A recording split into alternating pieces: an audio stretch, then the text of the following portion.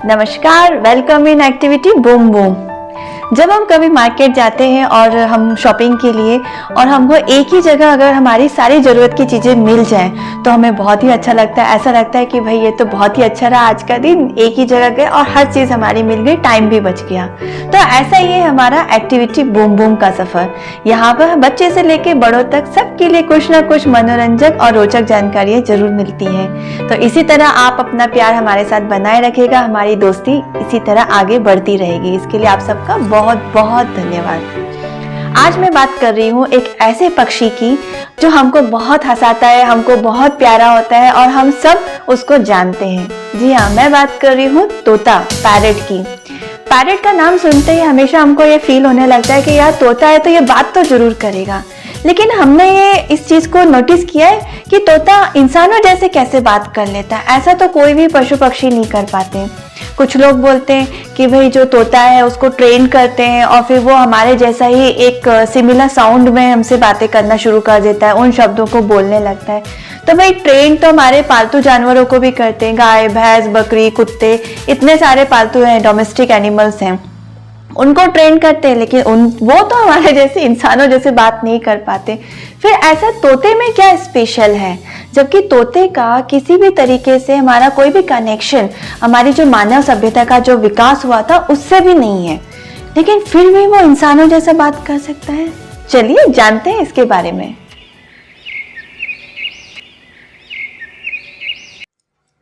यूं तो हम लोग ने देखा है कि जो बर्ड्स होते हैं, पक्षी होते हैं, उनमें एक आवाज निकालने की क्वालिटी होती है। आवाज मीन्स वो एक सिमिलर तरीके का साउंड वो कॉपी करके और निकाल लेते हैं। जैसे मैना है, हमिंग बर्ड्स है, अगर हम इनको कोई एक पर्टिकुलर साउंड सुनाते हैं तो वो एज इट इज वैसा का वैसा साउंड निकाल सकते हैं। लेकिन तोते में ऐसे खास बात है कि वो शब्द, भाषा के शब्द बोल लेता है। तो उसका रीजन ऐसा है, जितने भी बर्ड्स होते हैं उनमें स्पेशली एक उनके ब्रेन में एक सॉन्ग सिस्टम करके एक पार्ट होता है। लेकिन जो तोता होता है उसमें इस सॉन्ग सिस्टम के अलावा एक आउटर शेल, एक अलग से एक और पार्ट होता है ब्रेन में, और वो उसको हेल्प करता है जो भी वो शब्द सुनता है लैंग्वेज के, उनको वापस रिपीट करने में। इसीलिए केवल एक तोता है जो इंसानों की भाषा बोल सकता है। और ऐसा ही नहीं कि तोता कोई कुछ ही भाषा बोल सकता हो। तोता जिस तरीके के इन्वायरमेंट में रहेगा, आसपास के लोग जिस तरह की भाषा बोलते हैं, चाहे वो हिंदी, गुजराती, मराठी, इंग्लिश, उर्दू कुछ भी हो, तो तोता उन्हीं शब्दों को एक्सेप्ट करके और उनको लर्न करके वैसे ही शब्द बोल लेता है। ऐसी खास बात है तोते में।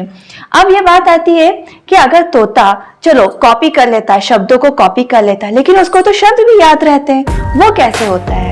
क्योंकि ऐसा माना गया है कि एक तोते में एक टॉडलर बच्चे, मतलब 3 से 4 साल तक के बच्चों की जो इंटेलिजेंस होती है उसके बराबर उसमें ब्रेन होता है। और यही रीजन है कि जब हम तोते को कोई चीज सिखाते हैं, शब्द बोलना सिखाते हैं, तो वो उनको ध्यान रख सकता है, उनको ध्यान रख के वो बोल सकता है।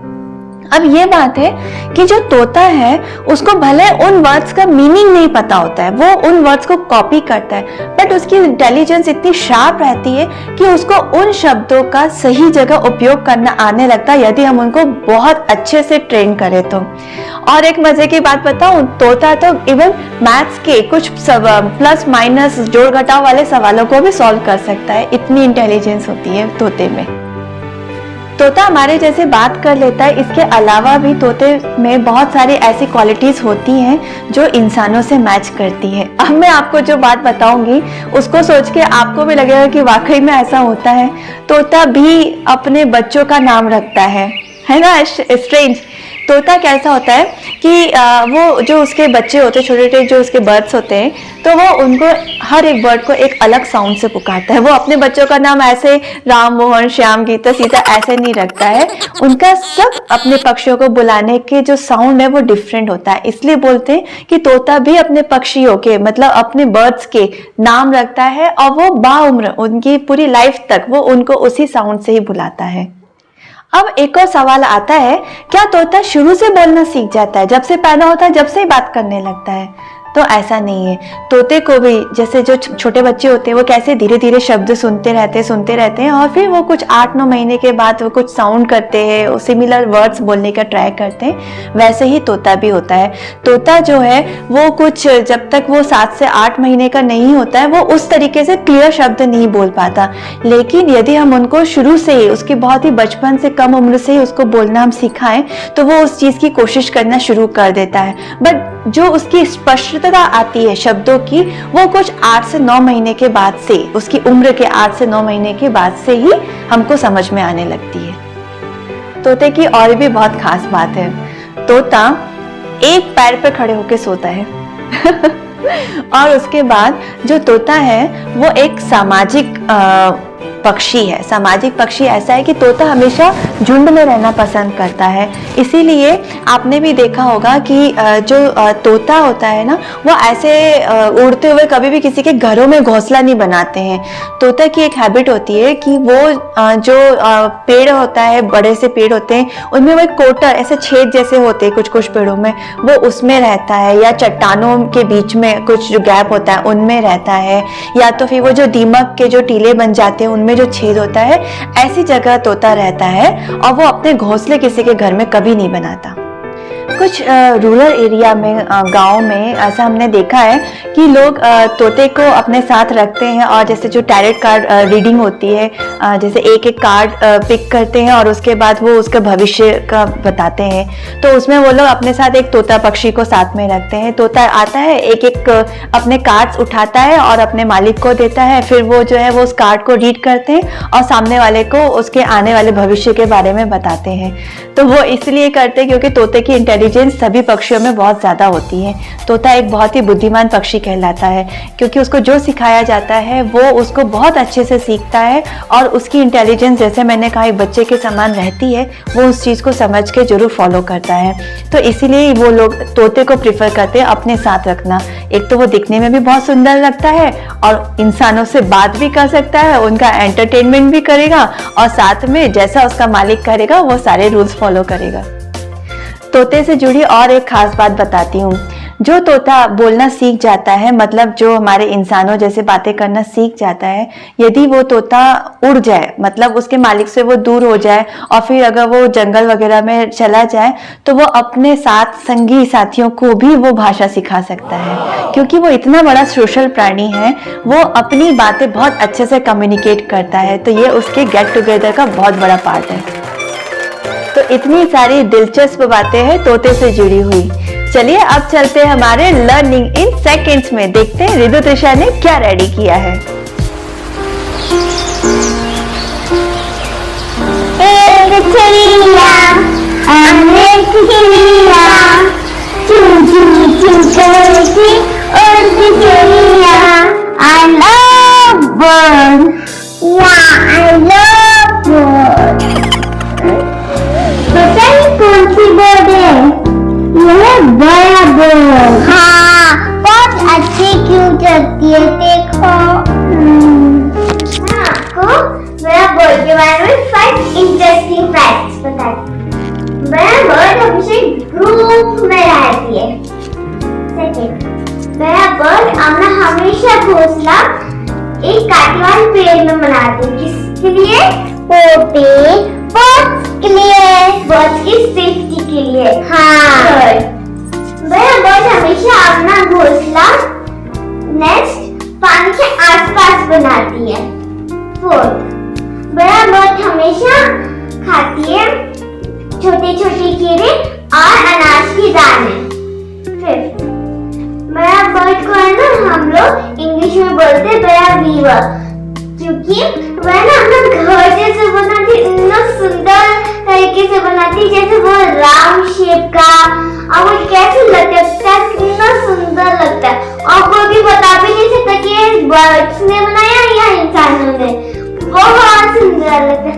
I love birds. Yeah, I very much birds love. 1, 2, 3, go! Activity एक चिड़िया अनेक चिड़िया चू चू चू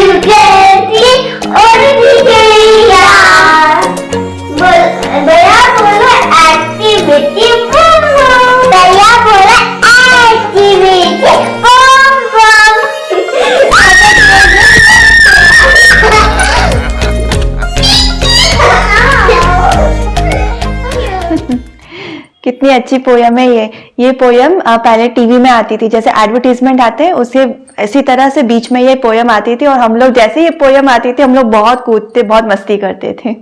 तो चलिए अब इसी सिलसिला हम आगे बढ़ाते हैं और पढ़ते हैं हमारे खुशियों के पैगाम।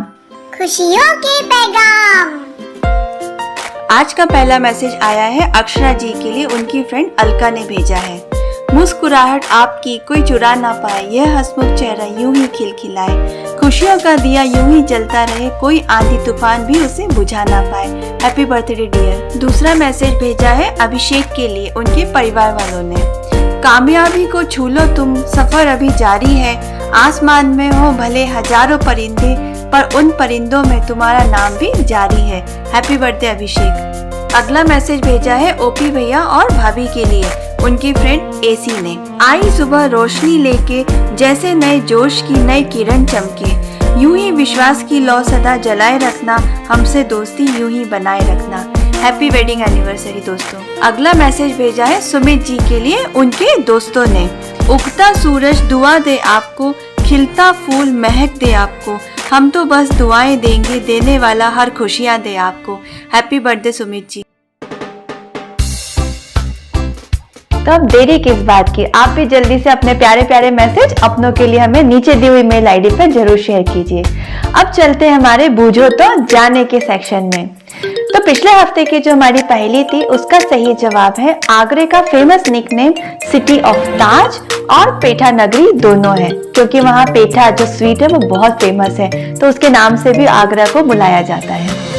और आज की पहेली है, आपको बताना है दुनिया का सबसे पढ़ा लिखा तोते का नाम, जिसके नाम वर्ल्ड रिकॉर्ड है और गिनीज बुक ऑफ वर्ल्ड में भी उसमें लिखा हुआ है। तो जल्दी से हमारे साथ अपने जवाब शेयर कीजिए। जब तक के लिए आपका धन्यवाद। जय हिंद। अपना ध्यान रखिए।